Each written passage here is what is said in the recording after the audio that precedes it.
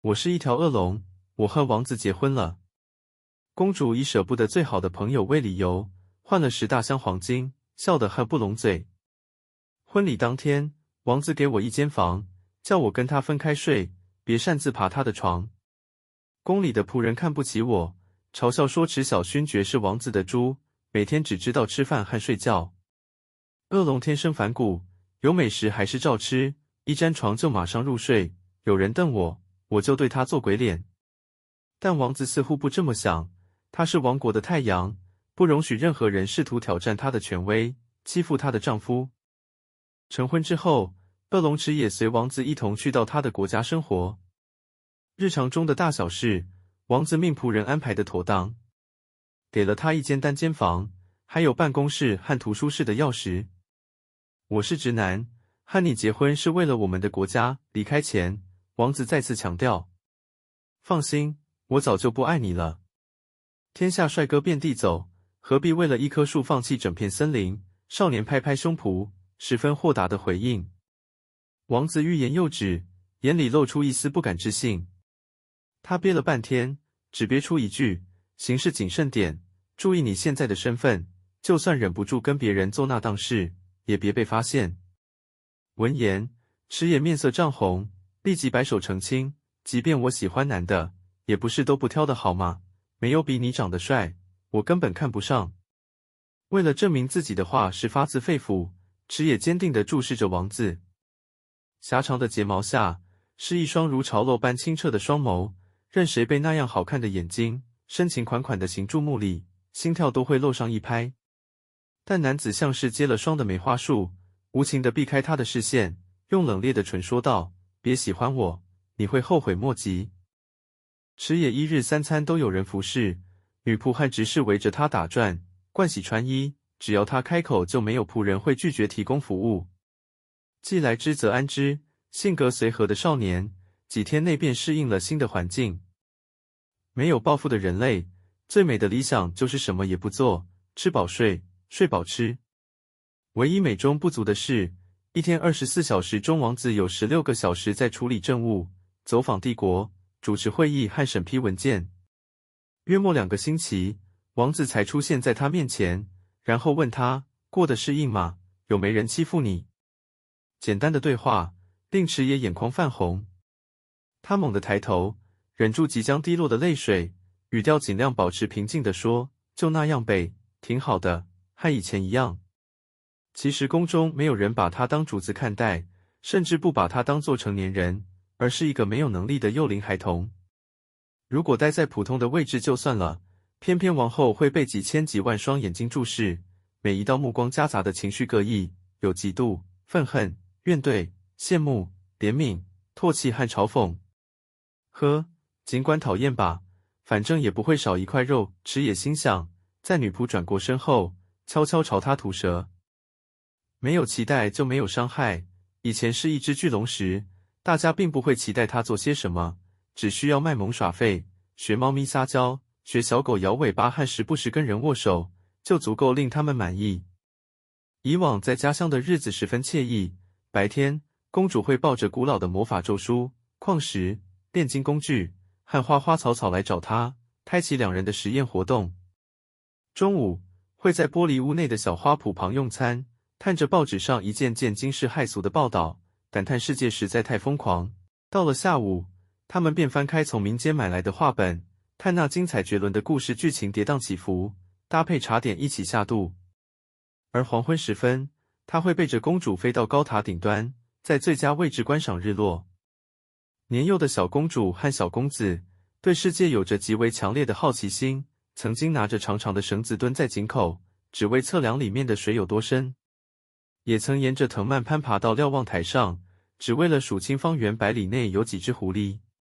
最夸张的一次，是睡美人听信了侯爵的话，想要找到神灯许愿，于是取来铲雪的大铲子，将皇宫的土地挖出一个又一个大洞，手里忙着翻土，口中也不停地喊着咒语：芝麻开门，芝麻开门。他们天真的以为40大盗藏宝藏的山洞，也许就在地表下的某个的地方。那时科学家还未探索到地表之下，所以对睡美人和池野来说，地底可以是神秘的小矮人国度，也可以是燕子和拇指姑娘居住的家。小朋友总希望自己赶快长大，只要变成大人，就能够到世界各地冒险。没想到，现实往往是如此残酷，而且人与人之间的关系充满了陷阱与谎言，令人感到心寒和反胃。随着年龄增长，要背负的责任也随之增多。睡眠不足公主被迫与国王结婚，只是为了换取土地和财宝，而非维持国家和平这种大义的理由。身为公爵的二儿子，池野更是过得水深火热，日日如履薄冰。家中的兄长和弟弟常年不和，相互争夺公爵的财产和继承权，下毒栽赃皆是家常便饭。即使池野不愿加入纷争，已经放低身姿将自己隐藏起来，依然会被怀疑他与公主那么亲近，是想以驸马的身份压他们一头。所以兄长和弟弟视他为眼中钉，处处找麻烦。在父亲面前说他不学无术，在母亲面前言他恣意散漫，在仆从面前将池野描述成一名爱好赌博的登徒浪子，在国王和皇后面前更是屡屡讽刺，说少年城府极深，处心积虑设计勾引有钱有势的女人，让女人们纷纷对他痴迷。回想起童年，父亲忙于经商，四处奔波送货，鲜少有空闲陪伴他们。每次货船返航，他还会以要探查市场为由，在酒馆待上一整天，接着在夜深人静的傍晚，踏着醉醺醺的步伐回家。这时母亲会暴怒，抓着父亲的衣领，直问那抹刺眼的裂红是哪位酒馆侍女在父亲脖子上留下的。而公爵总是敷衍地从口袋中翻出一些金币，塞入妻子胸前，像对那些酒家女一样。你滚！滚出这个家！女人把金币丢回男人身上，怒道。中年男子捏捏眉心，忍无可忍道：我这辈子最后悔的事，就是娶了你这泼妇。我辛辛苦苦养你们，供你们吃穿用度，不必去乞讨，还不够吗？闭嘴，你这个窝囊废！如果不用拼死拼活生下那3个儿子，我就能花自己赚的钱周游列国。都是因为你们，糟蹋了我的人生。重复的情景，如出一辙的对话，已经上演30几次。公爵姗姗走进房间，疲惫地将房门关上，将妇人的声音隔绝在外头，不再搭理他。母亲失声痛哭，颤抖的手扶住墙柱滑了下来。她跪坐在价值千金的地毯上，透过角落的镜子看着憔悴的自己，一天天从妙龄少女变成落拓中年老妇人。当年，她可是镇里唯一一个读过书、考上商人学院的女子。走在椰林大道下，阳光自树叶间缝隙洒落，那时的她多么闪耀动人。可惜命运和她开了个玩笑，书读的再多，学念的再高，女子的归宿终究还是进入家庭，照顾丈夫和她的家族。所有的才华被埋没，唯独在能够为家族带来利益时，才会被赞赏。通常赞赏的还是公爵慧眼识珠，娶了一位能干的妻子。刚生完大宝时，公爵和夫人的婚姻生活美满，跟现在完全是2个模样。他们对彼此惺惺相惜，就算是下雨天，都会乘着马车去广场逛街，参加大伙儿举办的节日庆典。直到男人从伯爵升位到侯爵，再当上公爵，和国王签订契约后，一切便开始偏离轨道。有些贵族眼红公爵的地位，想方设法地陷害他，将莫须有的罪名加诸于公爵。男人整日提心吊胆，绝没睡好，食不下咽，搞坏了身子。没想到生病期间，他的10艘货船竟不知所踪，消失在茫茫大海。此后，公爵便亲自出航，并经常留守于港口，监管每一艘船和货物，同时提防有心人想在货船上暗杀，危及他的生命。无论是风雨交加的夜晚，还是风平浪静的白日，他都会失眠。只有喝酒，能使他暂时遗忘这些痛苦。他们踏入了这场无法倒带的悲剧，成为失去自由意识的木偶，只能反复的演出，直到哪天精疲力尽昏倒，布幕降下，观众都离席为止。墙壁隔音很好，争吵声却能穿过厚实的它，再穿过羽绒枕头，进到小男孩的耳中，像细碎的玻璃，散落一地，悄然无声，却明显到令人无法不在意。男孩在床上辗转反侧，他好想跟神灯许愿，神灯精灵啊，请让爸爸妈妈不要在半夜吵架，真的非吵不可，就到隔壁邻居家吵，别打扰我在梦里吃满汉大餐。从小，迟野就明白，努力不见得会有回报。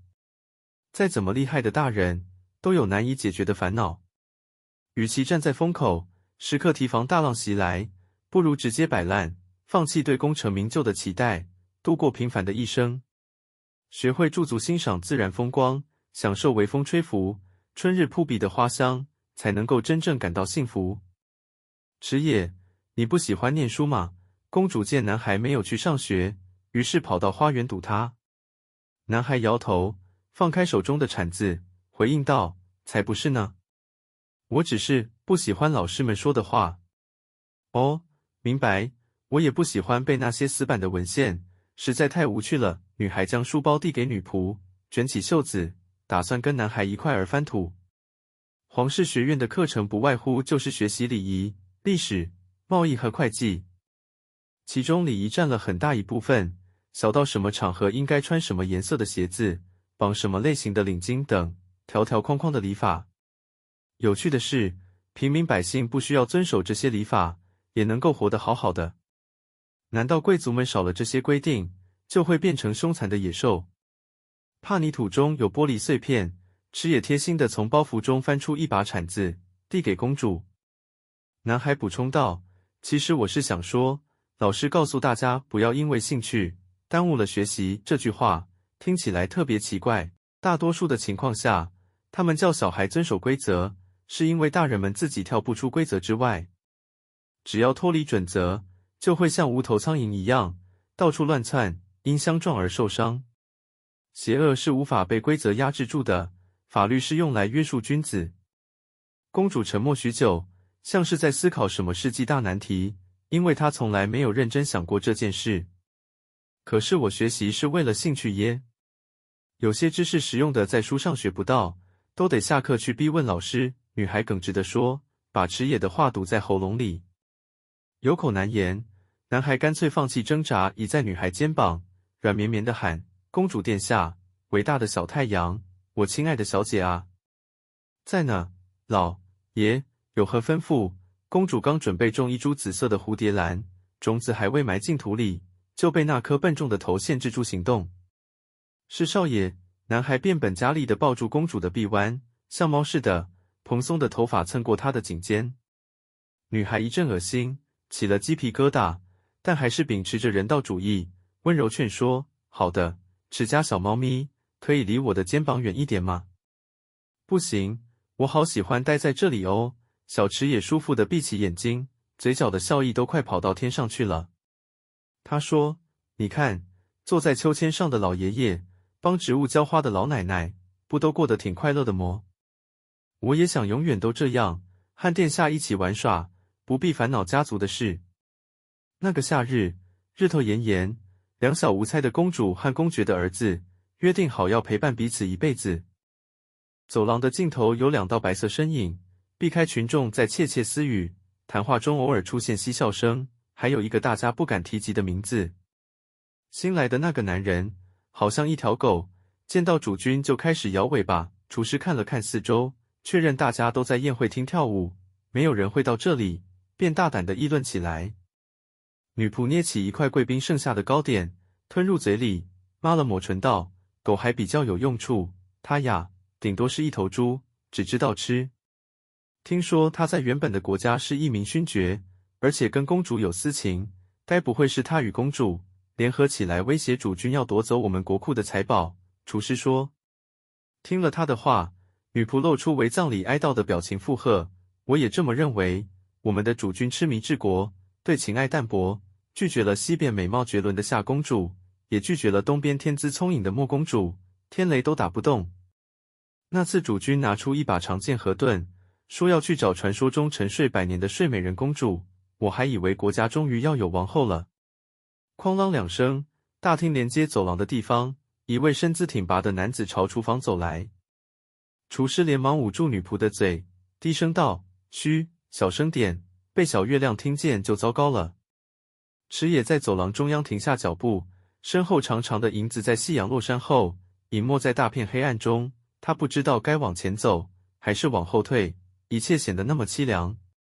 要是在以前，还是恶龙的时候，他就会发火，对出言不逊的厨师女仆说：“想骂我，你得先问问我的爪子同不同意。”或是笑嘻嘻的，压根不放在心上，自在的幽默应对说：“我若是猪，肯定也是一头世界上最可爱的小猪猪，谢谢你的赞美。但现在，作为一个弱不禁风的人，在陌生的国度孤苦无依，实在是寸步难行。而且面对近5个星期的冷眼相待，他已经厌倦这些令人烦躁的谈话，只想早点回房歇息。”留意到厨师在偷瞄自己，池野深吸一口气，勉强露出难看至极的微笑，朝他点点头，佯装什么也没听见，大步流星走上前，与他们擦肩而过，回到自己的卧室。就像父亲常年不归家，母亲独守空房。今晚，池野又是一个人睡。水晶吊灯在头顶晃呀晃，美丽得令人目眩神迷，连思绪也跟着恍惚。夜半钟声响起，少年的肚子也准时的整点报时，咕噜咕噜叫了起来。由于大家都在休息，他只能强忍饥饿，翻来覆去。不，贪吃的小猪，振作一点，最起码要减轻王子的负担才行。池野在心里对自己勉励。少年鼓起勇气，在王子批公文的时间，光明正大地闯入他的办公室。他东摸摸，西摸摸，把办公室的每一个角落都摸遍了，灰尘不多，看来女仆十分用心打扫。最后，他小手不干净的摸到了王子的头发上。男人没有预料到池野敢这么做，来不及躲开，皱眉道：“撒开你的爪子，这里不是野外。还不知道你的名字，他们都称呼你为王国的太阳。”池野乖巧地收回脏手，眨眨眼，转移话题。西斯加蜂蜜普罗，王子回答。加蜂蜜的菠萝，老国王真会取名，对吃货非常有吸引力。可惜两人谁也没有再开话题，男人公务繁忙，手上的动作没有丝毫懈怠。而恶龙做了100年的龙，对于除了公主以外的人，不免有些社交障碍。良久，少年打破沉默：“西斯殿下，我可以叫你的名字吗？”“私下，随意。”男人回应。池野挺意外，没想到王子这么好说话。他以为他是固守规矩的人，肯定不会允许。少年继续追加问题：“听起来很美味，菠萝，你为什么要这么照顾我？”“是普罗，普通的普。”王子没有丝毫犹豫，答：“因为你替我实现了梦想。”男人看上去冷酷，却意外的温柔，讲话也是从不遮遮掩掩，反而过分直白。见池也没有反应，像是城市当机漏令中，王子主动解释道：“我这辈子最大的愿望是当一个废人，但我做不到。”还以为有什么感人的剧情，结果废到笑，哈哈哈哈哈，好烂，但是有道理。心底的郁闷一扫而空，池也跳起来坐到桌沿上，开心的晃脚：“谢谢，我就当你是在夸我。”